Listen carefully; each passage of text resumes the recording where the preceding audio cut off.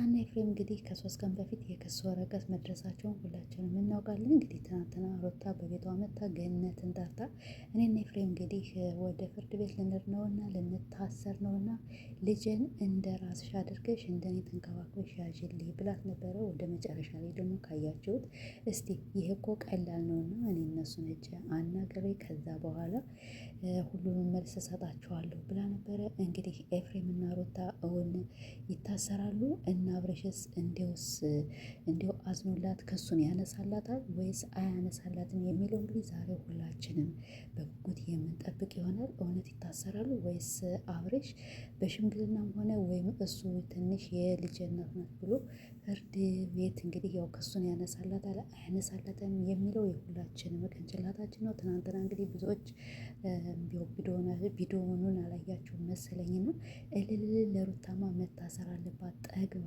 ነበረ። ደግ አደረጋት አብርሽ ምንም ነገር እንዳይራራላት ስትሉ ነበር። በጭራሽ ሩታ መታሰር የለባትም። እናንተ አስረን ቪዲዮ ሁላችሁም ጨርሳችሁ አላያችሁትም እንጂ ትናንትና እንግዲህ ገነትን ጠርታ ሩታ ስለ ልጇ ጉዳይ ስታነጋግራት ነበረ ማለት ነው። ከዛ በኋላ እንግዲህ ገነትን እናንተ መሄድ የለባችሁም እናንተ ከቤታችሁ ተቀመጡ፣ እኔ ሄጄ ከእነሱ ጋር ያለውን ነገር ሁሉን ነገር አጣርቼ ከዛ በኋላ ደውላችኋለሁ ትመጣላችሁ ተብለዋል። እንግዲህ ዛሬ ነው ቁርጡ የሚታወቅ። አብርሽ ግን በነገራችን ላይ ይህን ካደረገ እውነት ለእሷ ካራራላት እንዲሁ ለእሷ ይቀርና ለሚወደው ልጁ እንደዚያ ለሚሳሳለት ልጁ የልጁ እናት ስለሆነች መራራት አለበት። እንግዲህ ክሱንም ቢሆን በቃ እኔ ትቼዋለሁ የሚል ይመስለኛል ማለት ነው።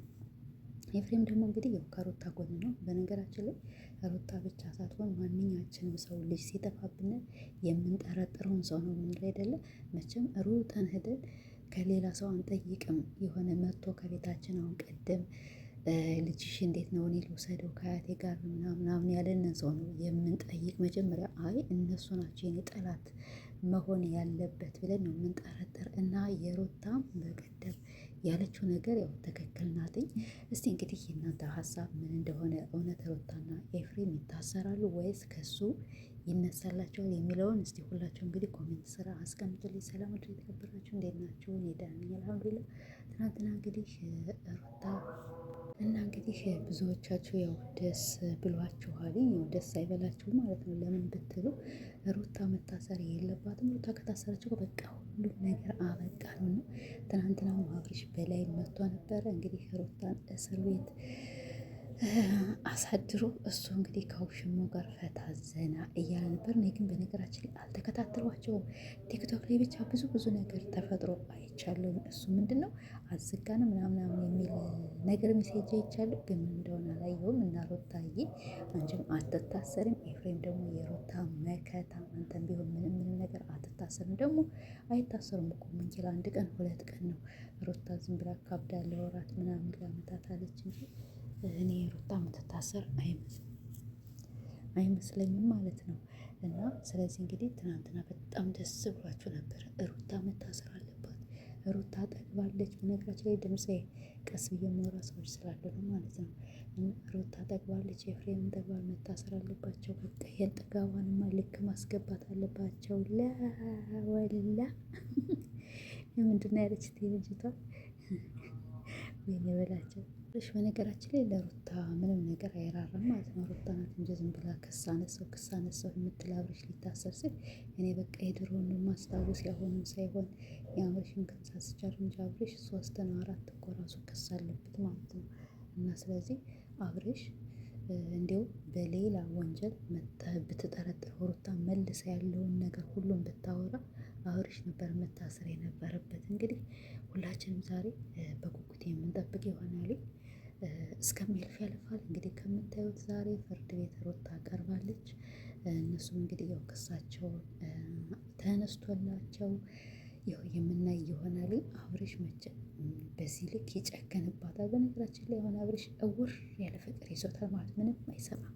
ፍቅር እኮ ነግረዋለች። አንተ ጆሮህም አይሰማም፣ አይንህም ታውሯል፣ ልብህም ታውሯል። እና እኔ ለአንተ ብዬ ነበር ይሄን ሁሉ የምልፋለህ፣ አንተ ግን ምንም ነገር ልትሰማኝ አልቻልህም ብላለች። እና አሁን አብርሽ ያ ቢለው ይሄ ቢለው ሰው ሊሰማ አይችልም። ሄርሜላ ወራዋለች።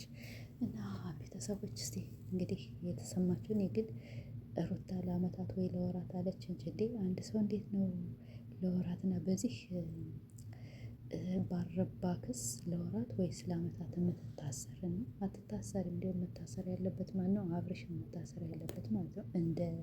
እንደ ቪዲዮ ሆናቸው ብንሄድ አብርሽ በጣም አጥፍቷል። አንቺ ዝም ብለሽ የእሱን ክስ እያነሳሽ ነው እንጂ እንደ አብርሽ ክፋት እኮ እንደ አብርሽ እኮ አንቺ እንደሚበድልሽ እንደሚሰድብሽ በጣም ብዙ ነገር እንዳረገብሽ መታሰር የነበረበት እሱ እስከ ውሽማው ነው።